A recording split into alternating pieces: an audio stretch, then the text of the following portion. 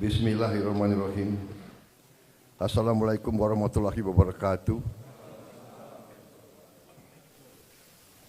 Selamat sore, salam sejahtera bagi kita sekalian. Shalom, salve om swastiastu, namo buddhaya, salam kebajikan. Yang saya hormati Wakil Presiden Saudara Gibran Rakabuming Raka, para Menteri Koordinator Kabinet Merah Putih, para Menteri, para Kepala Badan, Jaksa Agung, Kepala BIN, Kapolri, Kasat mewakili Panglima TNI yang sedang dinas ke luar negeri, serta seluruh Wakil Menteri dan anggota Kabinet Merah Putih yang saya banggakan. Hari ini saya mengundang seluruh kabinet untuk kita melaksanakan sidang paripurna. Tentunya ini adalah pertemuan kita sesudah kita resmi 3 bulan menjabat. Setelah saya dilantik tanggal 20 Oktober yang lalu, kemudian saudara-saudara dilantik besok harinya tanggal 21, dan para menteri, para wakil menteri sorenya. Jadi kita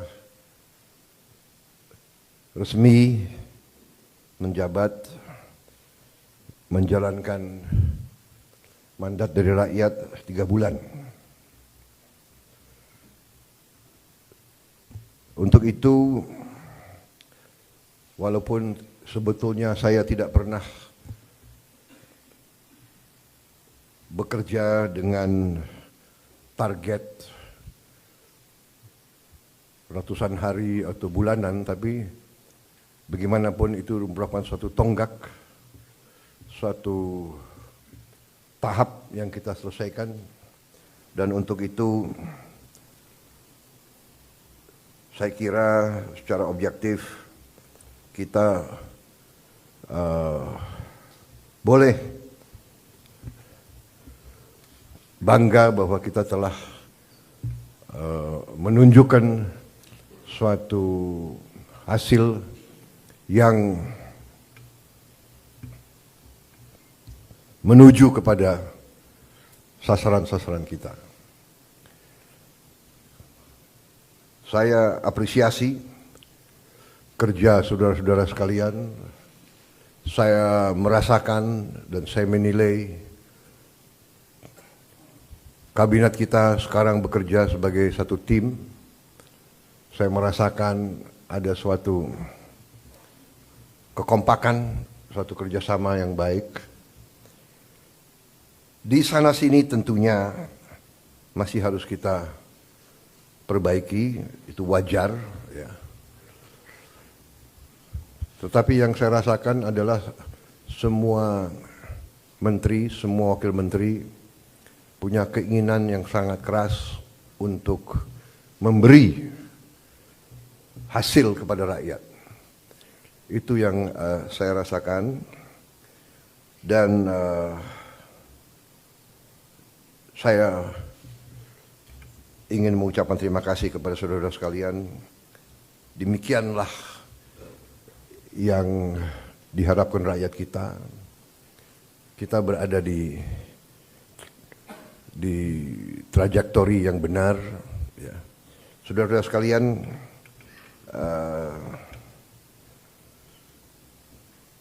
saya tadi pagi kebetulan berjumpa dengan Profesor Emil Salim, seorang senior, usianya 94 tahun, berkali-kali jadi menteri. Ya, beliau menyampaikan pesan-pesan, menyampaikan harapan-harapan dan menyampaikan apa-apa yang beliau jadikan pegangan beliau. Inti yang saya kira saya tangkap dari beliau ingatkan bahwa seorang menteri adalah seorang pejabat negara. Berarti orientasi pengabdiannya adalah negara. Kita dari sistem politik kita adalah politik konstitusional, di mana politik kita dijalankan melalui partai politik. Kedaulatan rakyat dilaksanakan melalui partai politik, melalui perwakilan. Dan itu benar bahwa sistem konstitusi kita bisa dikatakan adalah sistem campuran. Presidennya dipilih langsung dari rakyat, presidennya memiliki wewenang-wewenang presidensial, tetapi parlemen, DPR memiliki wewenang pengawasan, wewenang anggaran yang sangat besar. Dengan demikian kita telah menjalankan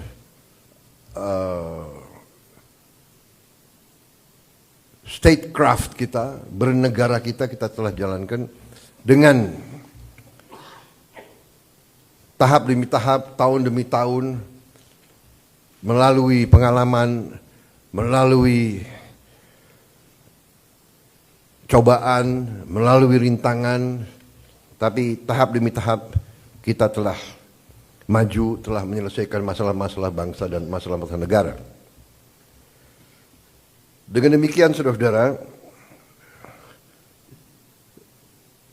apa yang tadi disampaikan sebagai harapan para senior kita diingatkan bahwa sebagai pejabat negara, orientasi kita pertama untuk negara. Kita memang ada yang berasal dari partai politik, ada yang berasal dari organisasi kemasyarakatan dan sebagainya. Ada yang berasal dari dunia akademi, dunia ilmuwan, ada yang dari NGO, dari LSM. Tapi begitu kita sudah disumpah, begitu kita menjabat sebagai pejabat negara, orientasi kita, kepentingan kita adalah untuk negara. Dan untuk itu saya ucapkan terima kasih karena saya rasakan walaupun begitu banyak tokoh-tokoh dari berbagai latar belakang, tapi yang saya rasakan sekarang orientasi kita adalah kepentingan negara, kepentingan rakyat. Dan saya kira ini dirasakan oleh rakyat kita. Saudara-saudara, dari hasil sementara kita merasakan bahwa pemerintah kita efektif. Di akhir tahun 24, liburan hari Natal, tahun baru, berjalan dengan lancar, dengan aman. Untuk itu, saya ucapkan terima kasih kepada seluruh pejabat terkait dan jajarannya yang telah bekerja keras, Menko Polkam, Menko Infrastruktur, Menko Pangan, semua Menko, Kapolri, Panglima TNI, yang bekerja keras menjamin keamanan, keselamatan, Menteri Perhubungan, Menteri BUMN, dan semua menteri-menteri lain yang saya monitor turun ke bawah, turun ke lapangan, monitor perkembangan. Kita juga membuktikan bahwa pemerintah kita efektif. Pemerintah kita bisa menjalankan administrasi negara dengan handal. Saudara-saudara, bagaimanapun di bulan-bulan yang kritis tersebut biasanya ditandai oleh banyak kecelakaan lalu lintas, ditandai oleh ketersediaan bahan pangan, bahan-bahan pokok yang penuh dengan fluktuasi harga dan sebagainya. Kali ini kita berhasil untuk menjalankan suatu keadaan yang stabil, penuh ketenangan, penuh kesejukan. Di tengah banyak dunia dilanda konflik, ketegangan, krisis, bahkan perang, kita mampu menjaga kesejukan, ketenangan, perdamaian di negara kita. Saudara-saudara sekalian, saya juga terima kasih dalam 3 bulan kita telah memberi bukti kepada rakyat kebijakan-kebijakan kita adalah kebijakan-kebijakan yang berpihak kepada rakyat, berpihak kepada kepentingan negara. Yang pertama tentunya saya menyampaikan apresiasi kepada Menteri Keuangan dengan semua timnya yang telah menyusun APBN dengan baik, dengan cermat, kerja keras, karena saya terus-menerus monitor, saya terus-menerus menuntut penghematan, efisiensi. Saya menuntut keberanian memotong hal-hal yang tidak esensial. Saya tegaskan bahwa kriteria anggaran yang akan kita laksanakan, kriteria pertama adalah harus bisa menciptakan lapangan kerja. Sudah saya katakan berkali-kali. Kedua, harus meningkatkan produktivitas. Produktivitas ini harus bisa diukur dengan kuantifikasi. Berapa devisa yang dihasilkan? Berapa devisa yang dihemat?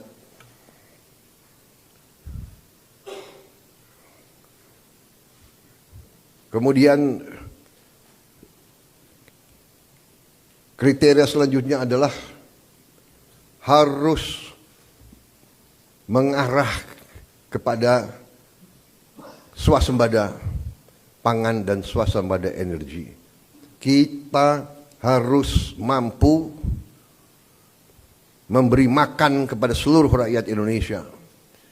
Tidak lagi import, dan saya terima kasih kepada jajaran menteri-menteri yang telah melaporkan kepada saya tahun 2025 lagi, tahun 2025 ini kita tidak akan import beras lagi, tidak akan import jagung lagi, tidak akan import garam lagi.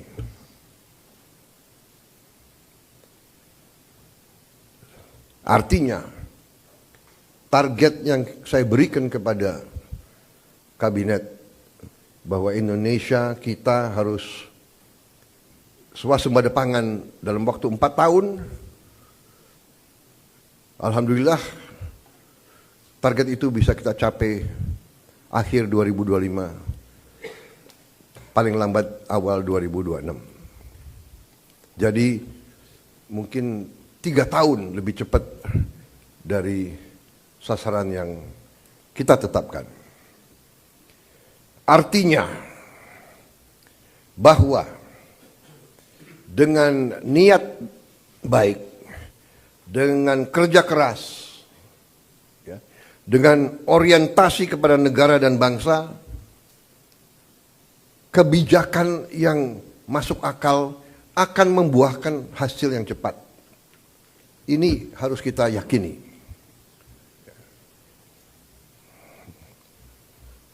Kemudian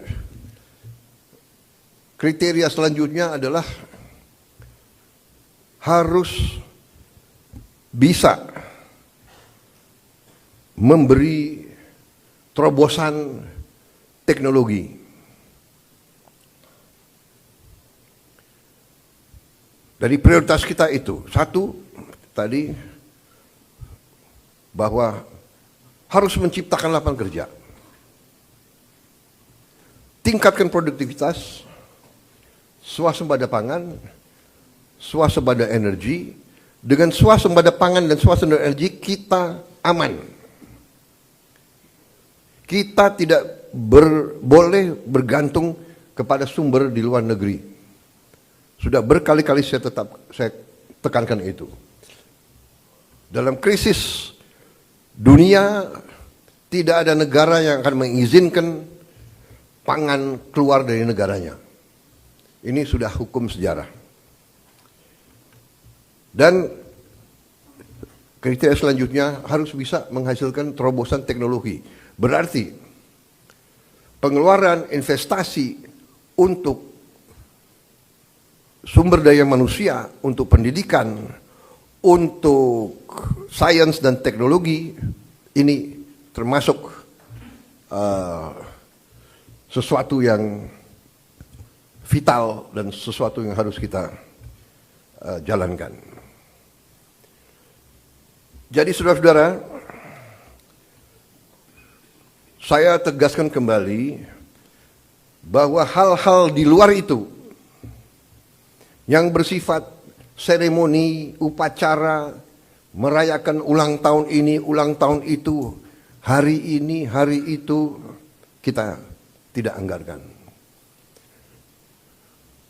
Perayaan sejarah, perayaan ulang tahun, laksanakan secara sederhana di kantor, di ruangan.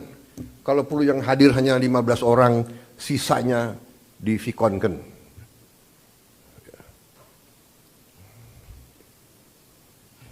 Perjalanan dinas dikurangi. Saya potong setengah. Dengan setengah kita bisa menghemat 20 triliun lebih. Kalau kita hitung 20 triliun, berapa puluh ribu sekolah, gedung sekolah bisa kita perbaiki.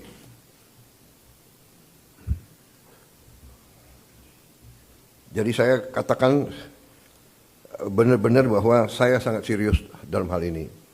Saya minta loyalitas semua menteri, semua kepala badan untuk patuh dalam hal ini. Ya. Dan saya terima kasih kepada tim keuangan yang telah menjalankan penyisiran, kajian terhadap anggaran sampai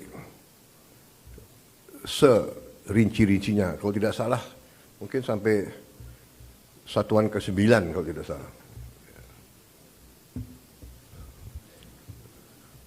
Mungkin pertama kali dalam sejarah, ya, Presiden Republik Indonesia mengecek sampai satuan ke-9. Jadi saudara-saudara pun mungkin tidak tahu anggaran-anggaran tersebut, ya.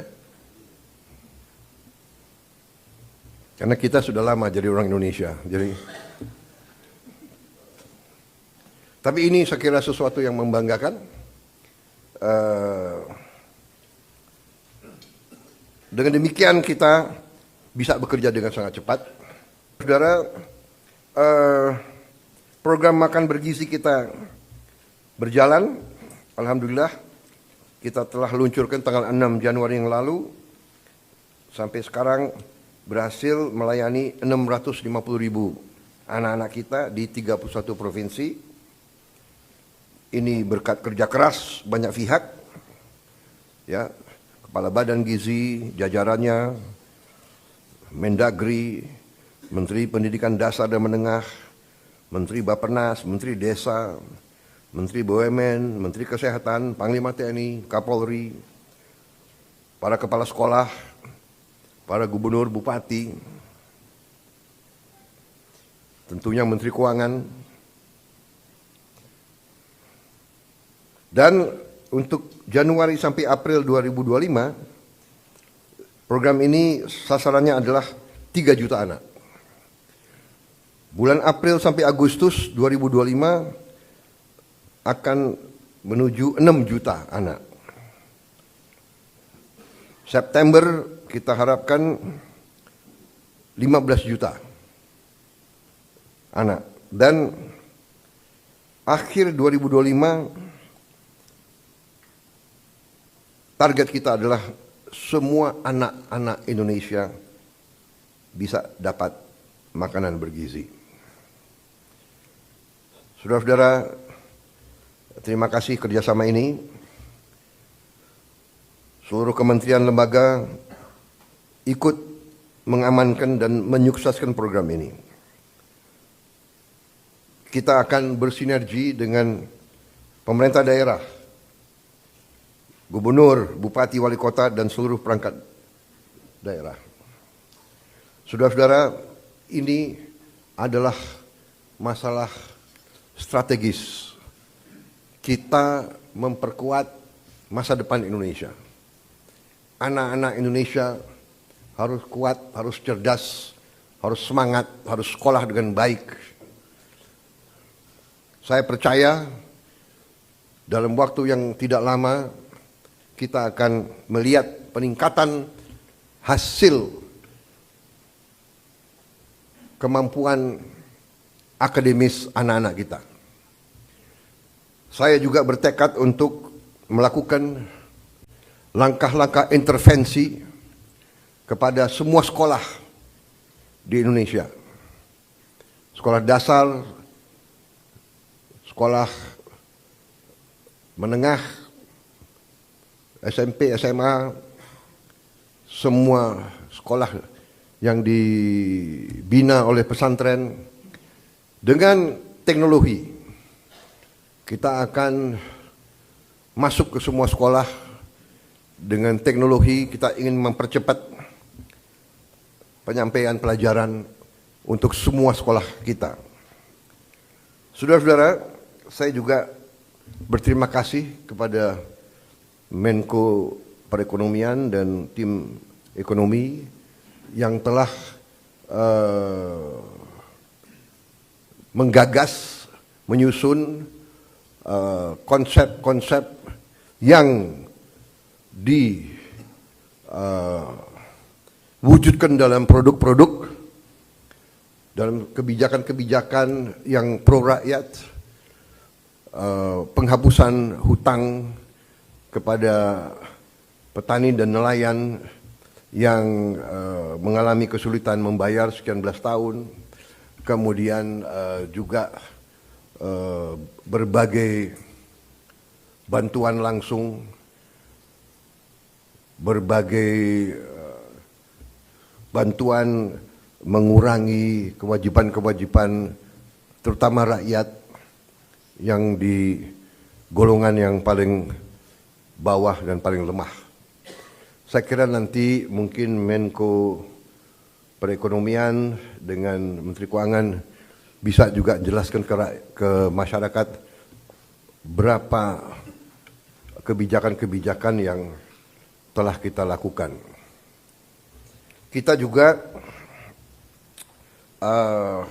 dalam waktu dekat kita juga akan mewajibkan semua perusahaan yang menerima kredit dari bank pemerintah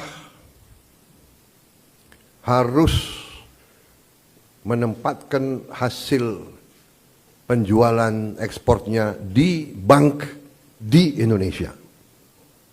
Saya kira ini hanya wajar, ini masuk akal. Mereka berusaha dengan dana yang bersumber dari rakyat Indonesia. Setelah mereka berusaha dan mereka lakukan penjualan, hasil penjualannya wajar kalau ditaruh di bank di Indonesia. Ini saya kira segera akan keluar dan akan berlaku kurang lebih 1 bulan yang akan datang. Ya. Jadi ini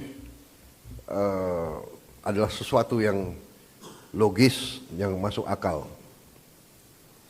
Kemudian saya juga sudah memberi keputusan kepada unsur penegak hukum, Jaksa Agung, BPKP, Kapolri, dan Panglima TNI untuk menegakkan hukum dan aturan khususnya bagi perusahaan-perusahaan yang melanggar ketentuan-ketentuan pertanahan dan hutan. Ketentuan-ketentuan kita harus dipatuhi. Tidak ada yang memiliki perlakuan khusus.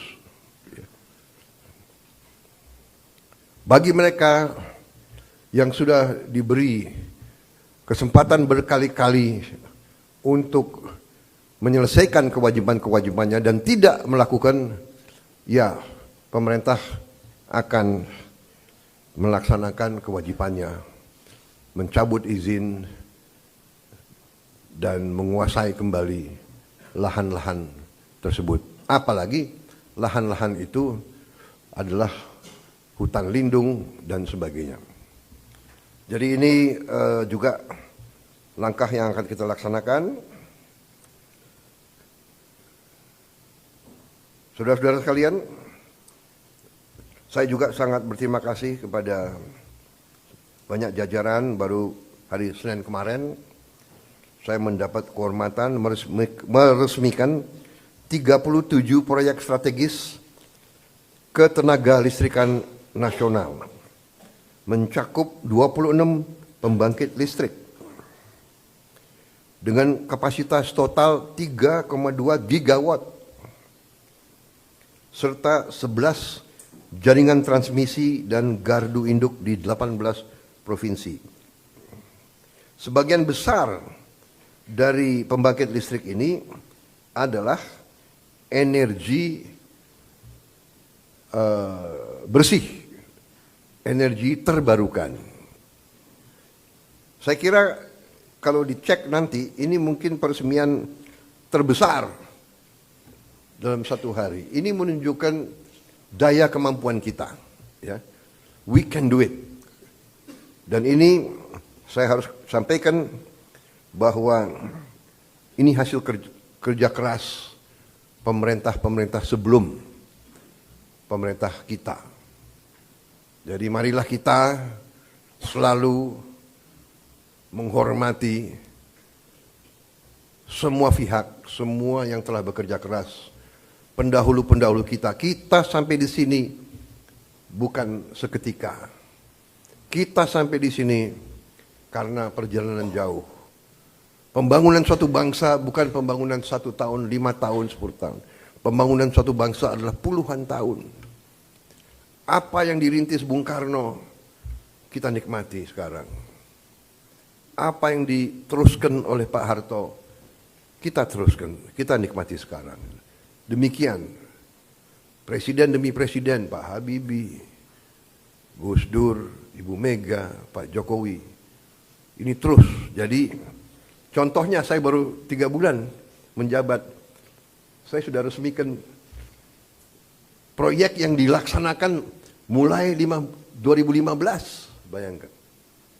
Jadi inilah yang saya minta menjadi alur bernegara kita. Kita ini melanjutkan suatu long march, perjalanan jauh. Estafet demi estafet kita terima. Baru nanti kita akan mencapai cita-cita kita. Saya sangat optimis bahwa kita akan sampai ke situ. Saudara-saudara, sementara itu yang saya sampaikan, teman-teman media saya kira cukup banyak bahan ya. Sekarang akan saya sampaikan hal-hal yang belum perlu Anda dengar. Kan begitu kan? Saya kira media ini masih muda-muda ya. Jadi ada hal-hal yang kalau orang tua bicara yang muda-muda yang muda-muda, anak-anak biasanya tunggu di luar. Kan begitu kan? Ya. Terima kasih sementara. Ya.